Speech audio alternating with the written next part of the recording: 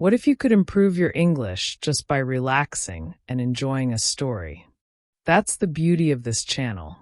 With every sentence, you're learning new words, grammar patterns, and real-life expressions, without studying flashcards or textbooks. Stories make language stick, and we've got a new one for you today. So if you enjoy learning this way, make sure you like this video, subscribe to the channel, and hit the bell icon so you never miss a new episode. Now, let's go on a journey to Venice, where one girl takes a wrong turn, falls into a classic tourist trap, and ends up discovering something far more magical than she expected. Ava had always wanted to visit Venice. It wasn't just the canals or the gondolas or the ancient architecture. It was the feeling she imagined, getting lost in a place where time moved differently, where water carried secrets, and every narrow alleyway might lead to something unexpected. She arrived in the early morning. The sun had just begun to rise, casting golden light over the water.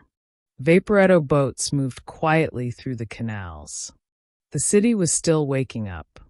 The sound of footsteps on stone, the smell of bread from bakeries, and the soft cry of seagulls gave the morning a peaceful rhythm. Ava checked into her tiny hotel near the Rialto Bridge, dropped her bag, and set off to explore. She didn't use a map.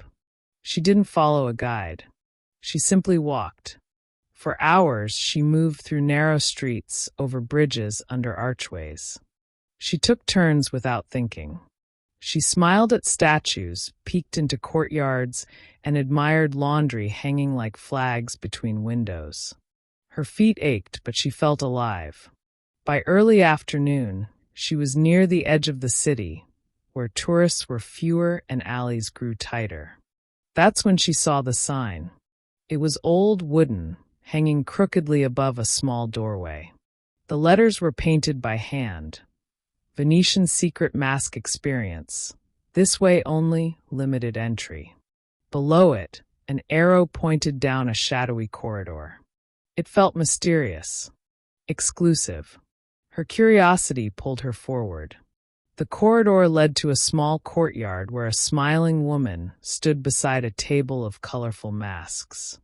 Without saying a word, the woman handed Ava a golden mask covered in glitter and feathers, then gestured toward a spiral staircase behind her. Ava climbed. The stairs creaked. The walls grew darker. She reached the top and stepped into a room full of mirrors and velvet curtains.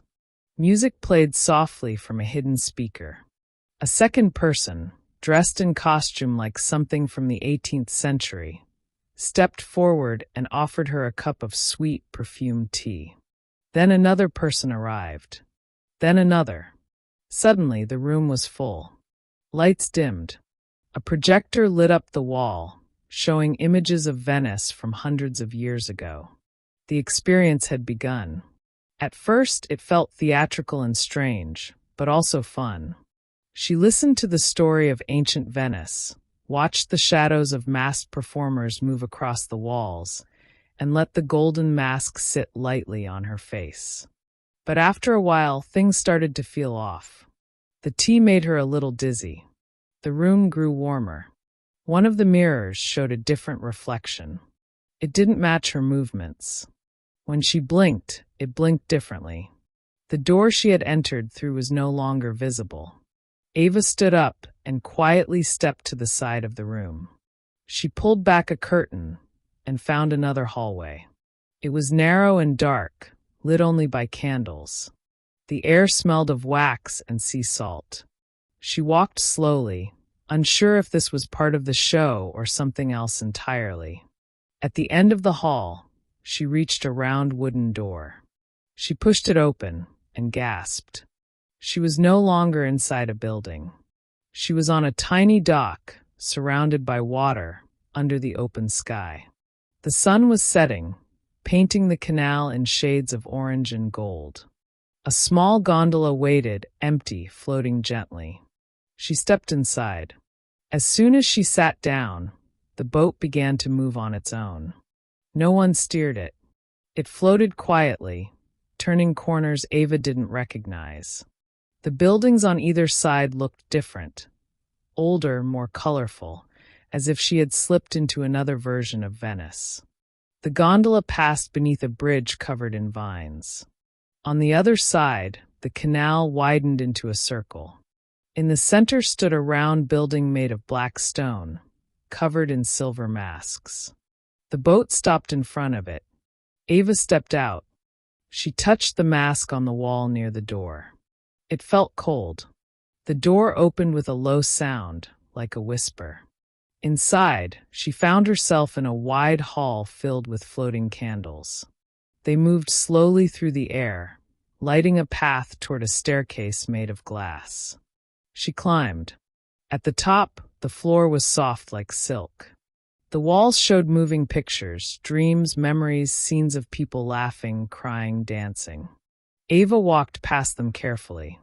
She didn't know what she was supposed to do. Then, she saw her own face in one of the walls. But it was younger. A version of herself she had forgotten. She sat down on a cushion in the center of the room. Something inside her felt warm and still. The golden mask she had worn earlier was gone now.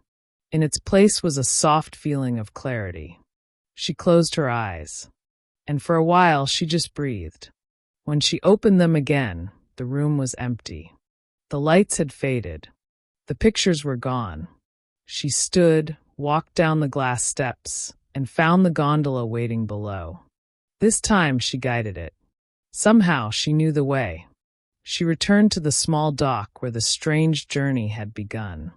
The door to the round building was closed. The masked people were gone. The original courtyard and masked table had disappeared. Only the crooked sign remained. She walked back through the silent alley, feeling the night air on her skin. When she reached the main street again, it was just past 8 in the evening. The sky was deep blue. Tourists filled the streets again, eating gelato and taking pictures. Lights reflected off the canal. Everything looked normal. But inside, Ava felt completely changed. Back at her hotel, she sat by the window, looking out over the rooftops. She still didn't fully understand what had happened. Maybe it was part of the show. Maybe it was something else. A trap? Maybe. But not the kind you regret falling into. She opened her travel notebook and wrote one sentence. Not every trap is bad. Some lead you deeper into yourself. You made it. As you traveled through mysterious streets and shadowy canals with Ava, your brain was doing something amazing, picking up English naturally.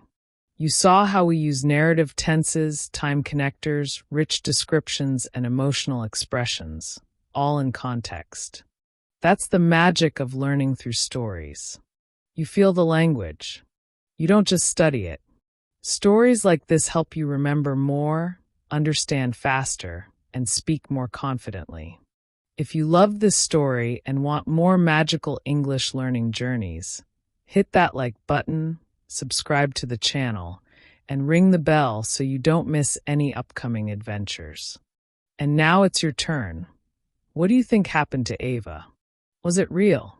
A dream? A spell? Tell us in the comments below. Let's see who has the best theory. Until next time, keep learning, keep imagining, and always follow your curiosity, even if it leads you into a tourist trap.